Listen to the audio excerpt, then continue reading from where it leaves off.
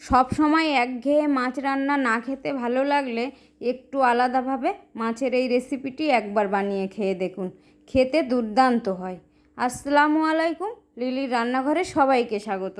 তো আজ আমি একদম নতুন একটা মাছের আইটেম নিয়ে চলে এসেছি।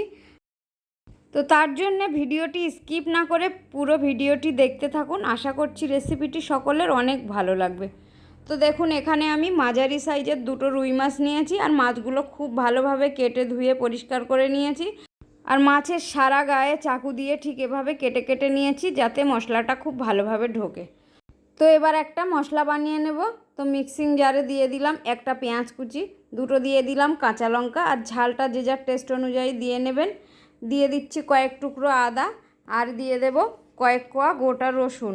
এবার এর মধ্যে দিয়ে দেব সামান্য পরিমাণ জল। জলটা দিয়ে খুব ভালোভাবে মশলাটা পেস্ট বানিয়ে নেব।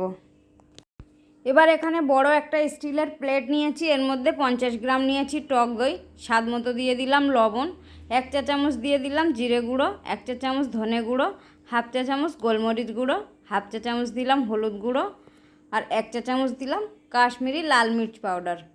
এবার দিয়ে দিলাম সে মশলার পেস্টটা। এবার এই সমস্ত কিছু প্রথমে হাত দিয়ে খুব ভালোভাবে মিশিয়ে নিতে হবে। মশলাটা একটু সময় নিয়েই মেশাতে হবে যাতে মিশ্রণটা ঠিক এইরকম হয়।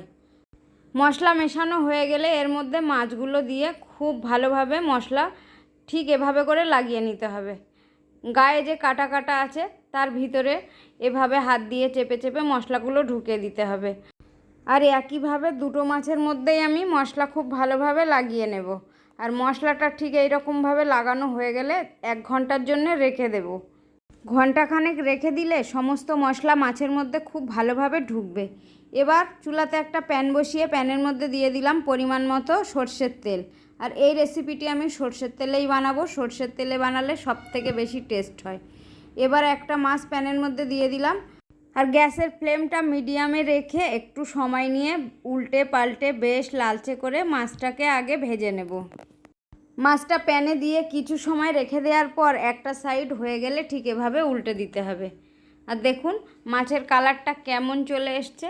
আর অবশ্যই এই মাছ ভাজার কাজটা মিডিয়ামে রেখে করতে হবে, না হলে উপর থেকে ভাজা হয়ে যাবে আর ভিতরে কাঁচা থেকে যাবে।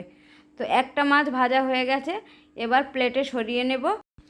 আর ঠিক একই রকমভাবে বাকি মাছটাকেও ভেজে নেব।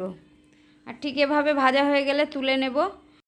এবার এই মাছ ভাজা তেলের মধ্যে মাছের মশলাটা দিয়ে দেব। মাছের মশলাটা দিয়ে আগে 1 থেকে 2 মিনিট একটু ভালোভাবে কষিয়ে নেব। আর এর মধ্যে আলাদা করে কোনো মশলাই যোগ করতে হবে না।